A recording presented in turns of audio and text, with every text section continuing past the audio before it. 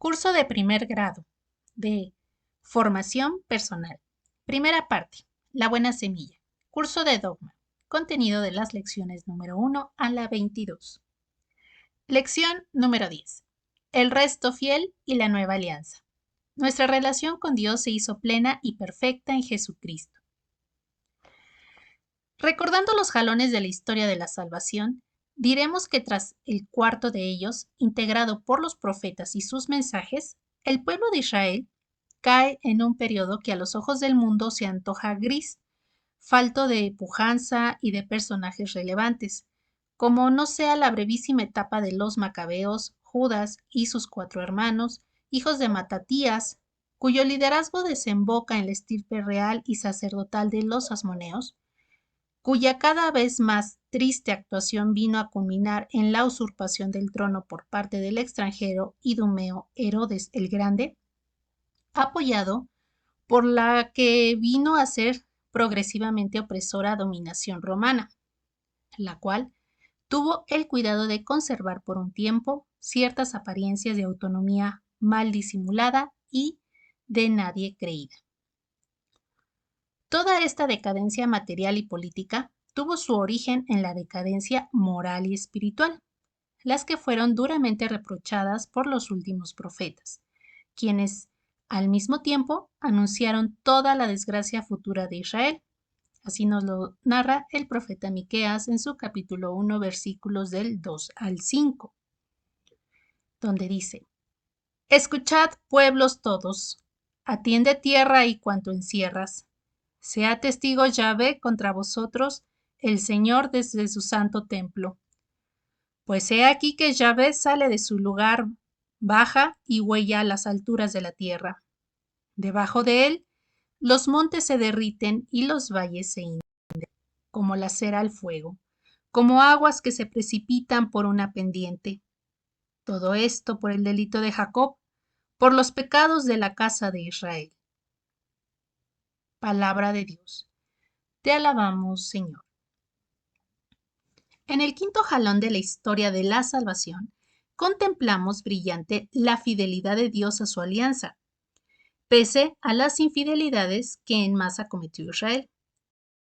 Yahvé es firme a su promesa y lo que entonces hace él es reservarse un resto, los que, aún dispersos, permanecen fieles. Con estos, él cumplirá el día de la promesa. A este resto se debe que la ira de Dios no arrase a Israel totalmente, como lo hizo con las ciudades malditas, obrando con inmensa misericordia, como nos dice el profeta Isaías en el capítulo 1, versículos del 8 al 9, donde dice: Ha quedado la hija de Sión como cobertizo en viña, como albergue en pepinar, como ciudad sitiada. De no habernos dejado Yahvé, Sebaot, un residuo minúsculo como Sodoma, seríamos. A Gomorra nos pareceríamos. Palabra de Dios, te alabamos, Señor. En el año 586 a.C., Nabucodonosor, rey de Babilonia, realiza el castigo anunciado por los profetas, y tras de sembrar la ruina, deporta al pueblo en masa hasta Babilonia, dejando solo a unos cuantos, el resto, anunciado por los profetas. Un resto humilde, modesto, en contradicción con la jactancia orgullosa de los pasados dirigentes de Israel, el pequeño resto fiel. De este modo, Dios va a mantener su pacto hecho con Abraham y su descendencia. Así nos lo narra el profeta Sofonías en su capítulo 3, versículos del 11 al 13. Aquel día no tendrás ya que avergonzarte de todos los delitos que cometiste contra mí, porque entonces quitaré yo de tu seno a tus alegres orgullosos, y no volverás a engreírte en mi santo monte. Yo dejaré en medio de ti un pueblo humilde y pobre, y en el nombre de Yahvé se cobijará el resto de Israel. No cometerán más injusticia, ni dirán mentiras, y no más se encontrará en su boca lengua embustera. Se apacentarán y reposarán, sin que nadie los turbe. Palabra de Dios. Te alabamos, Señor. Tal como procediera el Señor ante el pecado de Adán, ante la iniquidad que originó el diluvio y ante tantas y tantas infidelidades de Israel, junto con el castigo, ofrece la esperanza de rehabilitación que llegará con la regeneración que de sí mismo haga el pueblo. Sofonías, capítulo 3, versículos del 16 al 18, donde dice: Aquel día se dirá a Jerusalén: no tengas miedo, Sión, no desmayen tus manos. Yahvé, tu Dios, está en medio de ti, un poderoso Salvador. Él exulta de gozo por ti, te renueva por su amor, danza por ti con gritos de júbilo, como en los días de fiesta.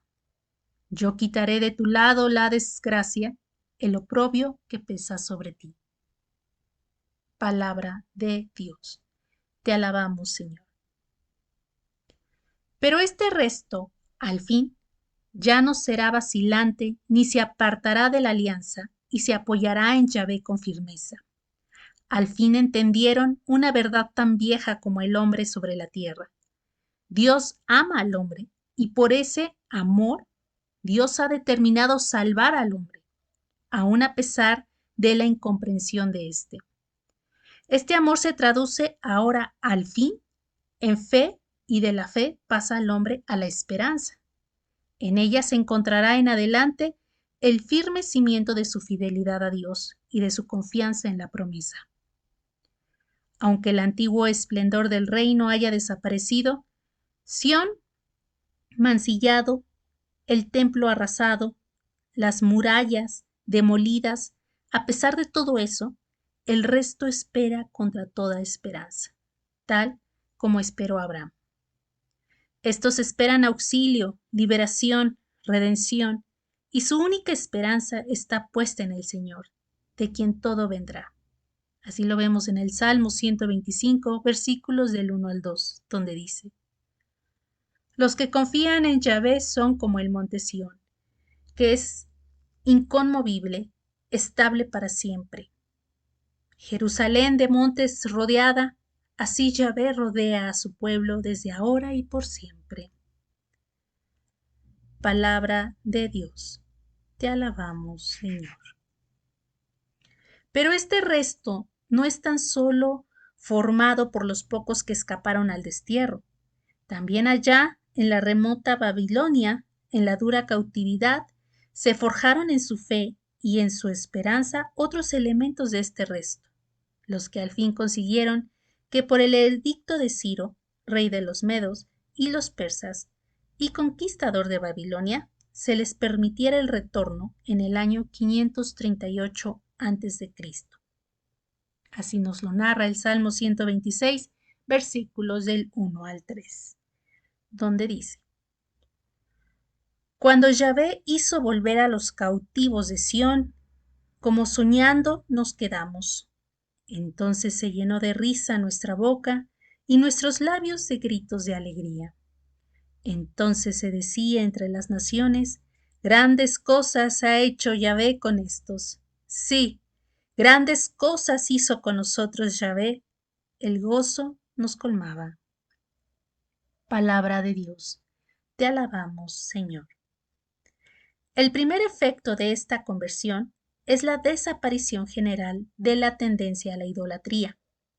Ya en el destierro, inmersos entre pueblos paganos, los israelitas demostraron una aversión definitiva por ella. Así nos lo narra el Salmo 137, versículos del 1 al 5, donde dice: A orillas de los ríos de Babilonia estábamos sentados y llorábamos, acordándonos de Sión. En los álamos de la orilla teníamos colgadas nuestras cítaras. ¿Cómo podríamos cantar un canto de Yahvé en una tierra extraña? Jerusalén, si yo de ti me olvido, que se seque mi diestra. Palabra de Dios, te alabamos, Señor. Y en esto mismo se deja ver un nuevo modo de motivación religiosa que ya nunca desaparecerá. El culto a Yahvé se identifica con Jerusalén de tal modo que lejos de la ciudad santa no es posible practicarlo. Una última característica del resto fiel es el sentimiento general del inminente advenimiento del Mesías prometido conforme a las profecías del profeta Isaías en su capítulo 11, versículos del 1 al 6, donde dice: Saldrá un vástago del tronco de Jesé y un retoño de sus raíces brotará. Reposará sobre él el espíritu de Yahvé, espíritu de sabiduría e inteligencia, espíritu de ciencia y temor de Yahvé. No juzgará por las apariencias, ni sentenciará de oídas. Juzgará con justicia a los débiles y sentenciará con rectitud a los pobres de la tierra. Herirá al hombre cruel con la vara de su boca, con el soplo de sus labios matará al malvado. Palabra de Dios, te alabamos, Señor. Con todo, el concepto del Mesías se vio falseado por el extremismo nacionalista, al punto de concebir la idea errónea de que Dios reservaba para Israel un liderazgo del todo material, temporal, entre las naciones, y con esto la esperanza de un Mesías caudillo, un tanto conquistador y otro tanto justiciero y reparador de agravios pasados. No quisieron detenerse a contemplar la dignísima personalidad de que el Mesías había dibujado en sus predicciones Isaías, y el papel de liderazgo espiritual que a Israel habría de tocarle desempeñar en el concierto de las naciones. Así nos lo narra el libro del profeta Isaías capítulo 2 versículos del 2 al 4, donde nos dice: Sucederá en días futuros que en el monte de la casa de Yahvé será asentado en la cima de los montes y se alzará por encima de las colinas. Confluirán a él todas las naciones y acudirán pueblos numerosos. Dirán: Venid, subamos al monte de Yahvé, a la casa del Dios de Jacob, para que él nos enseñe sus caminos y nosotros sigamos sus senderos. Pues de Sión saldrá la ley y de Jerusalén la palabra de Yahvé. Juzgará entre las gentes, será árbitro de los pueblos numerosos. Palabra de Dios. Te alabamos, Señor. De aquí que llegado el último momento de estar Cristo visible entre sus discípulos, instantes antes de su ascensión a los cielos, ellos todavía cerrados a lo que habían visto y escuchado del Señor, se atreven a preguntar en el libro de los Hechos de los Apóstoles, capítulo 1, versículos del 6 al 8. Señor, ¿es en este momento cuando vas a restablecer el reino de Israel? Él les contestó: A vosotros no os toca conocer el tiempo y el momento que ha fijado el Padre con su autoridad, sino que recibiréis la fuerza del Espíritu Santo que vendrá sobre vosotros, y seréis mis testigos en Jerusalén, en toda Judea y Samaria, hasta los confines de la tierra. Palabra de Dios. Te alabamos, Señor. Isaías nos presenta de una manera precisa al Mesías, de suerte que no cabe confusión y menos admisión de aquel concepto falso que nos remite en el libro del profeta Isaías, capítulo 9, versículos del 5 al 6, donde nos dice: Porque una criatura nos ha nacido, un hijo se nos ha dado. Estará el señorío sobre su hombro y se llamará su nombre Maravilla de Consejero, Dios fuerte, siempre Padre, Príncipe de paz. Grande es su señorío y la paz no tendrá fin sobre el trono de David y sobre su reino, para restaurarlo y consolidarlo por la equidad y la justicia. Desde ahora y hasta siempre, el celo de Yahvé Sebaot hará eso. Palabra de Dios. Te alabamos, Señor. El mismo Isaías nos habla de la madre del Mesías y de pormenores acerca de ella. En el libro del profeta, capítulo 7, versículo 14, donde nos dice: Pues bien, el Señor mismo va a darnos una señal. He aquí que una doncella está encinta y va a dar a luz un hijo, y le pondrá por nombre Emmanuel. Palabra de Dios. Te alabamos, Señor.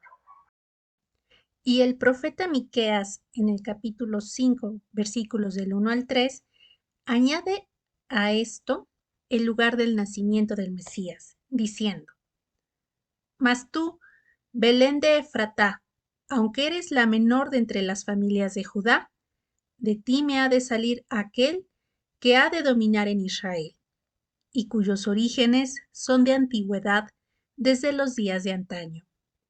Por eso él, es decir, Yahvé, los abandonará hasta el tiempo en que dé a luz la que ha de dar a luz. Entonces el resto de sus hermanos volverán a los hijos de Israel. Él se alzará y pastoreará con el poder de Yahvé, con la majestad del nombre de Yahvé su Dios. Se asentarán bien, porque entonces se hará él grande hasta los confines de la tierra. Palabra de Dios. Te alabamos, Señor. También después de la ascensión de Cristo al cielo, encontramos ese resto fiel del pueblo hebreo, cuya respuesta fue afirmativa al llamado del Mesías. San Pablo nos hace la presentación de este resto en su carta a los Romanos capítulo 11, versículos del 1 al 5, donde dice: Y pregunto yo, ¿es que ha rechazado Dios a su pueblo? De ningún modo. Que también yo soy israelita, del linaje de Abraham, de la tribu de Benjamín. Dios no ha rechazado a su pueblo, en quien de antemano puso sus ojos. ¿O es que ignoráis lo que dice la Escritura acerca de Elías? ¿Cómo se queja ante Dios contra Israel? Señor, han dado muerte a tus profetas, han derribado tus altares, y he quedado yo solo y acechan contra mi vida. ¿Y qué le responde el oráculo divino? Me he reservado 7,000 hombres que no han doblado la rodilla ante Baal. Pues bien, del mismo modo, también en el tiempo presente subsiste un resto elegido por gracia. Palabra de Dios. Te alabamos, Señor. Hemos llegado así, dentro de la historia de la salvación, a lo que llamamos la plenitud de los tiempos. Esto es, al momento en que Dios, viendo ya maduro el momento, comienza la obra de redención. Y así, dando cumplimiento a las profecías desde Adán hasta el último de los profetas, nos envió a su Hijo, Dios de Dios, luz de luz, para que al hacerse hombre en las purísimas entrañas de María, por nosotros predicara, enseñara, padeciera, muriera y resucitara. Y de este modo tuviéramos vida los que estábamos sentados a la sombra de la muerte. Y ello comenzó así. Fue enviado por Dios el ángel Gabriel a una ciudad de Galilea llamada Nazaret, a una virgen desposada con un hombre llamado José, de la casa de David. El nombre de la virgen era María, y entrando le dijo: Alégrate, llena de gracia, el Señor está contigo. Ella se contuvo por estas palabras y discurría qué significaría aquel saludo. El ángel le dijo: No temas, María, porque has hallado gracia delante de Dios. Vas a concebir en el seno y vas a dar a luz a un hijo, a quien pondrás por nombre Jesús. Él será grande y será llamado Hijo del Altísimo, y el Señor Dios le dará el trono de David su padre. Reinará sobre la casa de Jacob por los siglos, y su reino no tendrá fin. María respondió al ángel: ¿Cómo será esto, puesto que no conozco varón? El ángel le respondió: El Espíritu vendrá sobre ti, y el poder del Altísimo te cubrirá con su sombra. Por eso, el que ha de nacer será santo y será llamado Hijo de Dios. Mira, también Isabel, tu pariente, ha concebido un hijo en su vejez, y este ya es el 6º mes de aquella que llamaban estéril, porque ninguna cosa es imposible para Dios. Dijo María: He aquí la esclava del Señor, hágase en mí según tu palabra. Y el ángel, dejándola, se fue. Texto que extraemos del Evangelio de Lucas, capítulo 1, versículos del 26 al 38.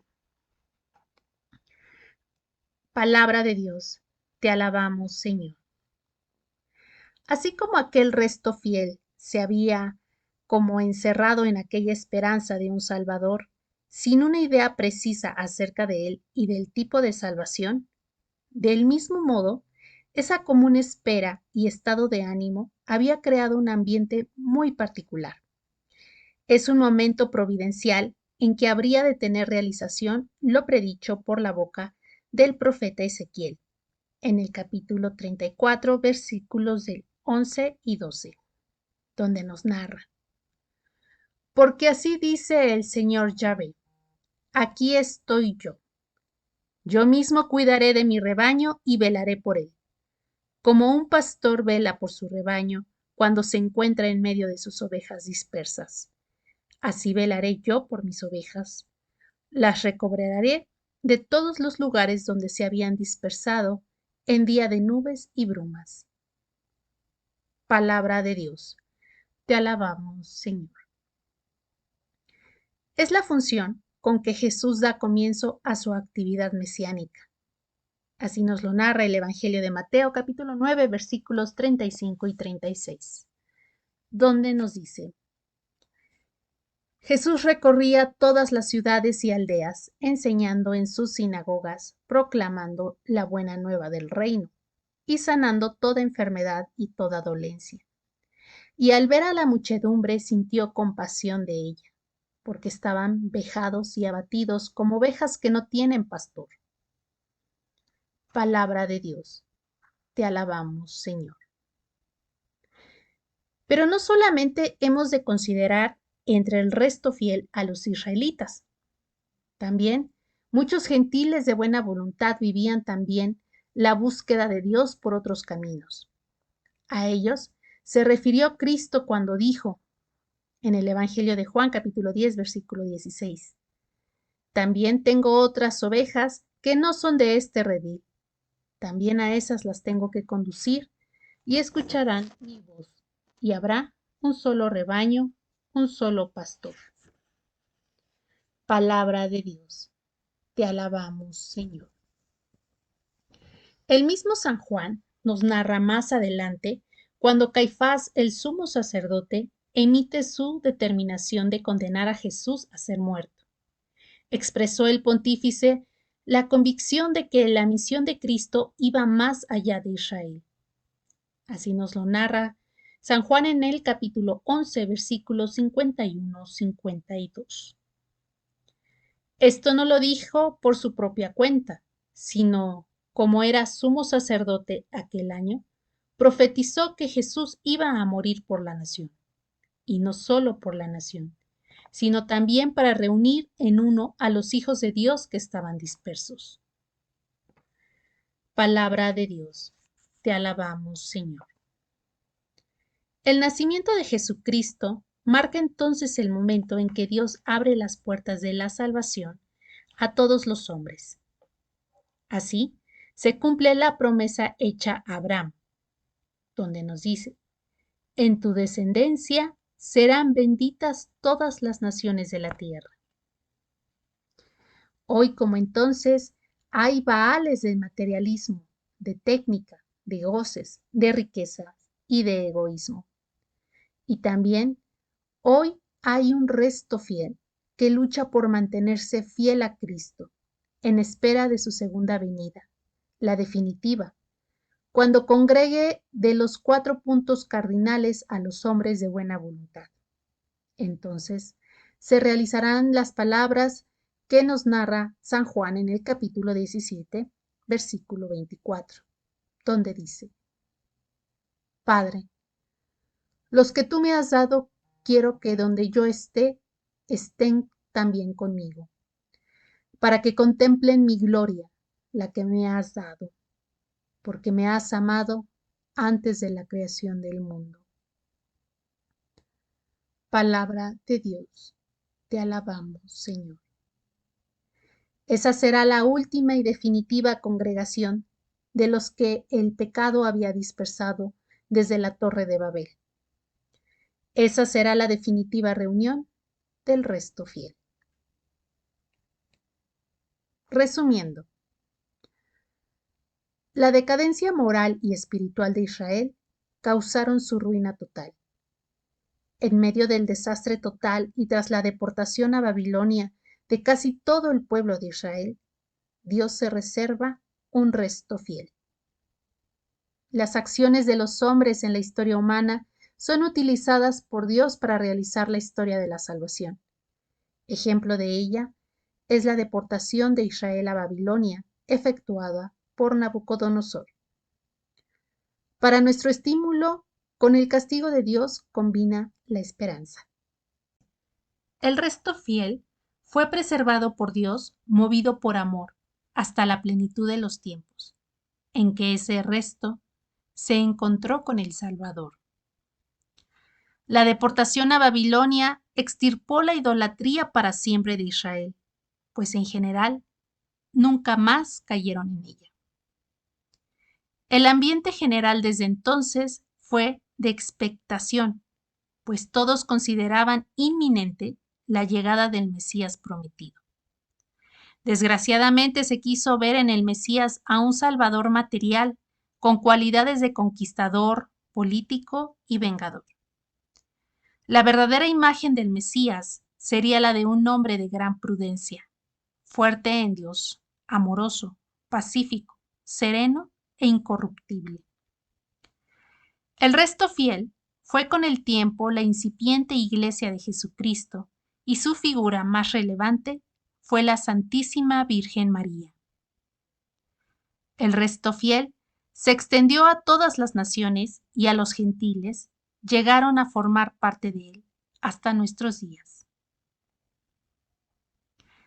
Reflexiones personales.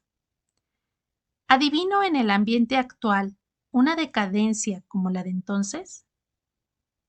¿Existe también hoy expectación y hambre de Dios? ¿Puedo yo influir en la historia con actos salvíficos? ¿Qué tan inficionado me encuentro yo del ambiente nocivo y contrario a las máximas de los principios cristianos?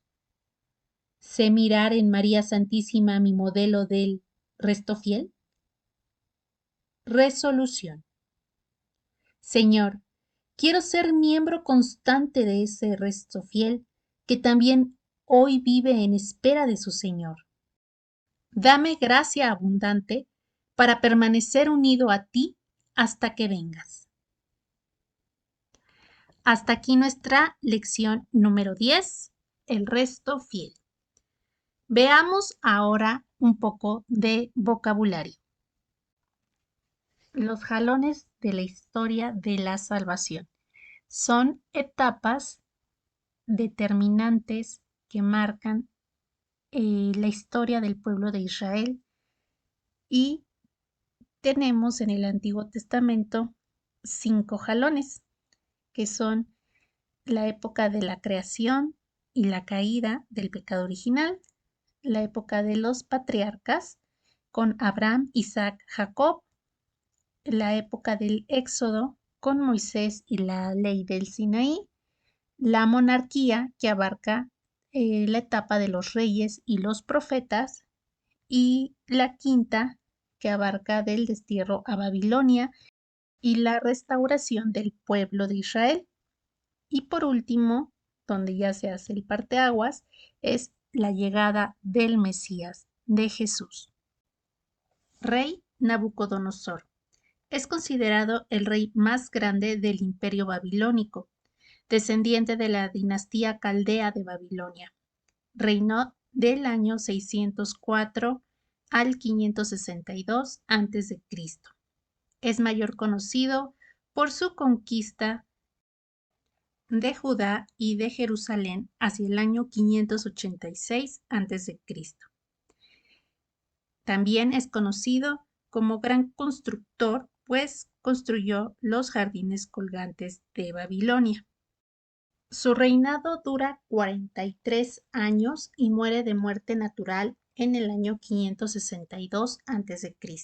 Posteriormente, Babilonia fue conquistado por el Imperio Persa, liderado por Ciro el Grande en el 539 a.C. Y es así como Ciro el Grande emite el edicto de Ciro para permitir que el pueblo regresara a Jerusalén y se restaurara el templo, encabezado por Zorobabel y posteriormente, 80 años después, por el sacerdote Esdras, para enseñar la Torá y reconstruir la comunidad judía. Y es así como se reconstruye el segundo templo de Jerusalén. Baal era una antigua deidad semítica venerada como el dios de la tormenta, de la lluvia y la fertilidad en la mitología cananea. A él se asocian deidades demonológicas y es considerado como el rey de los dioses cananeos, fenicios, egipcios y demás comunidades aledañas. En el Antiguo Testamento es considerado como el Dios que trajo la idolatría al pueblo de Israel y que ocasionó la decadencia moral y espiritual del mismo pueblo, lo que orilló al destierro a Babilonia. Si quisieras profundizar más en este tema, te recomendamos los siguientes numerales del Catecismo de la Iglesia Católica. El 62 al 64, del 708 al 715, del 431 al 432, 489, 422, 423, del 456 al 460, del 489 al 490. Y bueno, pues queridos hermanos, hasta aquí nuestra lección número 10. Muchas gracias por escuchar Luz y Sal, Reunir y Servir. Dios les bendiga. Nos vemos en la siguiente lección. Hasta pronto.